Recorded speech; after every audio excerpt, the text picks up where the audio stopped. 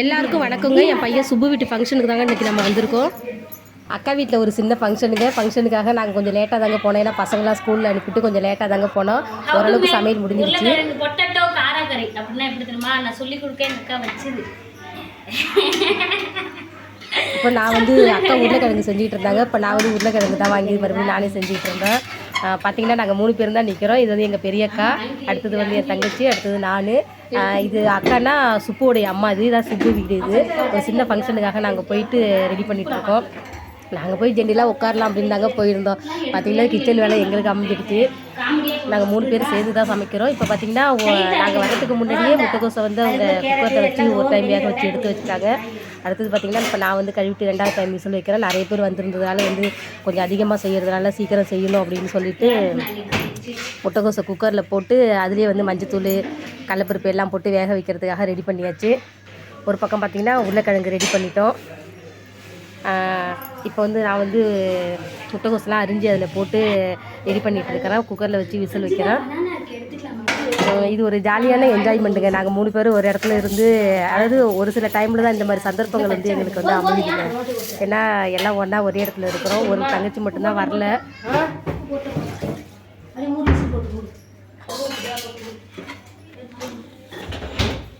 அக்கா மஞ்சத்தூள் நான் போட்டேன் போட்டுங்க, கொண்டா தெளி கொஞ்சம் போட்டுருங்க. அரிசி போட்டுருங்க ஃபஸ்ட்டு. இது பக்கம் வந்து என்ன சொன்னது முக்கிய கூட வராதுங்க. 2 வடையாவது வாங்கி படிச்சிருங்க. வேங்க ஒரு தான் பாருங்க. என்றைக்குமே நமக்கு ஏதாவது ஒரு அவசரம்னா தான் சொல்லிச்சோம். அரைச்சா பிடிச்சி போயிடும் சுகர் பண்ணிட்டு நான் வச்சுட்டேன். நான் வர்றதுக்கு முன்னாடியே பாயசம்லாம் அக்கா செஞ்சுட்டாங்க. நிறைய செஞ்சதுனால இனிப்பு பத்தலை. டேஸ்ட் பண்ணி பார்த்துட்டு இனிப்பு பத்தலை அப்படின்னு சொல்லிட்டு நான் ஒரு பாத்திரத்தை வச்சு அதில் தண்ணி ஊற்றி ஜீனி கொஞ்சம் அதிகமாக போட்டு நல்லா காய்ச்சினேங்க.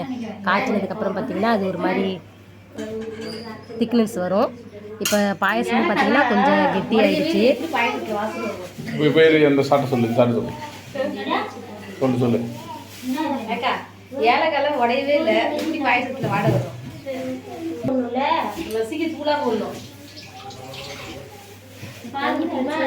இப்போ ஜீனி நல்லா வந்து கொதிச்சிட்டு இருக்குங்க.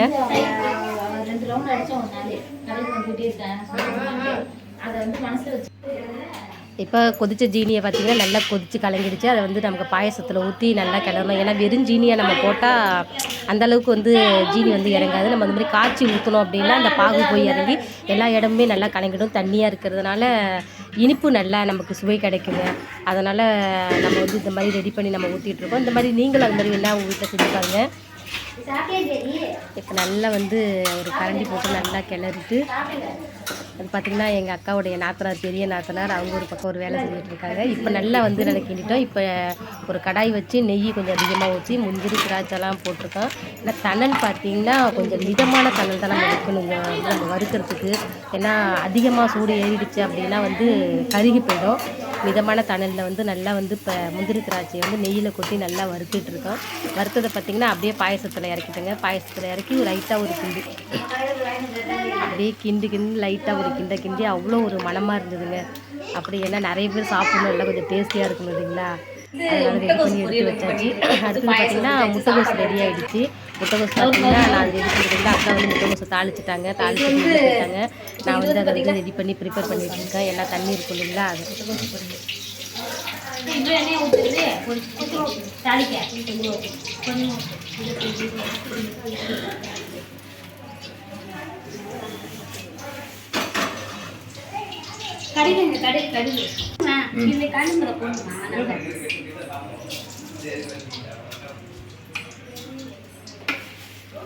இப்போ அடுத்த பக்கம் வந்து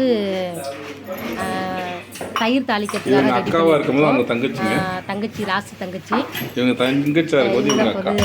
ஒருத்தர் ஒரு சுப்பு அதையும் பார்த்துங்க. சுப்பு ரொம்ப கூச்சப்படுறா என்னோட வீடியோவில் வர்றதுக்கு. இப்போ பார்த்தீங்கன்னா இதில் வந்து தயிர் தாளிக்கிறதுக்காக பார்த்தீங்கன்னா சின்ன பச்சை மிளகாய் இஞ்சி எல்லாம் நைஸாக கட் பண்ணி போட்டு கடுகு எல்லாத்தையும் போட்டு ரெடி பண்ணிட்டு இருக்காங்க. அதுலேயே பச்சை மிளகாயிலே பார்த்தீங்கன்னா உப்பு போட்டு நல்லா வதக்குனாக்கா வந்து அந்த உப்பு ஃப்ளேவர் வந்து பச்சை மிளகாயில் வந்து இறங்கிடும். வெறுமனே போட்டால் அப்படிக்கா அது வந்து இறங்காது. இது மாதிரி ரெடி பண்ணிட்டுருக்காங்க. இடையில பார்த்தீங்கன்னா அக்கா ஒரு காப்பியை ஸ்ட்ராங்காக போட்டு கொடுத்தா இதை ரெடி நல்லா குடிச்சிட்டு தெம்பாக வேலை செய்யும் அப்படின்னு. நாங்கள் எல்லாம் சமைச்சு ரெடி பண்ணிட்டு இருந்த உடனே பார்த்தீங்கன்னா அக்கா ஸ்ட்ராங்காக ஒரு காப்பியை போட்டு கொடுத்து இதை குடிச்சிட்டு தெம்பாக சமைங்கிற மாதிரி எங்களுக்கு வந்து கொடுத்தாங்க. அதையும் குடிச்சிட்டு அப்படியே வந்து நாங்கள் முட்டைகோசு அடுப்பு இருக்கிற முட்டைகோசையும் ஒரு கிளறிட்டு பார்த்துட்டு தங்கச்சி அந்த பக்கம் வந்து வறுத்துக்கிட்டு இருக்காங்க. அதாவது தயிர் தாளிக்கிறதுக்கு எல்லாம் வதக்கிட்டு இருக்காங்க. அது வந்து வதக்கி அப்படியே வந்து எடுத்து கொட்டியாச்சு. அதை நான் வந்து எப்படி கரெக்டான பதத்தில் இருக்கா அப்படின்னு பார்த்துட்டு நான் வந்து தாளித்து கொட்ட ஆரம்பிச்சிட்டேன். அது தாளிக்கையில் பார்த்திங்கன்னா கொஞ்சமாக வந்து தண்ணி ஊற்றி அதுக்கப்புறம் தான் நான் வந்து அதை தூக்கி மோரில் தூக்கி நான் ஊற்றுனேங்க. அப்படியே பார்த்திங்கன்னா மோரும் ரெடி ஆகிடுச்சு. நான் வரதுக்குள்ளே பார்த்திங்கன்னா சாம்பார் சாப்பாடு எல்லாமே ரெடி பண்ணிட்டாங்க. நான் ரெடி பண்ணுறது பார்த்திங்கன்னா ஒரு சில ஐட்டம் மட்டும்தான் நான் ரெடி பண்ணேன். அப்படியே பார்த்திங்கன்னா அப்போ தான் கரண்ட் வந்தது. கரண்ட் வந்தோடனே வடைக்கு மாவை வந்து அரைச்சிட்டு உடனே வடையும் சுட்டாச்சு. அது என்ன சப்பையான வடை? சுட்ட வடையை எடுத்து நம்ம வந்து சுட்டுட்டே இருந்தோம். பார்த்திங்கன்னா ஒரு பக்கம் படைச்சிட்டு சாப்பிட ஆரம்பிச்சுட்டாங்க. எல்லாம் அப்பளத்தையும் பொரிச்சு கொடுத்தாச்சு. வடையை வந்து இருந்த வடை ஃபுல்லாகவே நான் ரெடி பண்ணி கொடுத்துட்டேன். அப்பளமும் பொரிச்சு கொடுத்ததுக்கப்புறம் பார்த்திங்கன்னா படைச்சிட்டு எல்லாம் சாப்பிட ஆரம்பிச்சுட்டாங்க. நாங்களும் சாப்பிட்டுட்டு கிளம்பிட்டோங்க. இந்த வீடியோ உங்களுக்கு பிடிச்சிருந்தால் லைக் பண்ணுங்கள், எல்லாருக்கும் ஷேர் பண்ணி விடுங்க, மறக்காமல் கமெண்ட் பண்ணுங்கள், வில்லேஜ் ஃபுட் குயின் சேனலுக்கு சப்ஸ்கிரைப் பண்ணுங்கள்.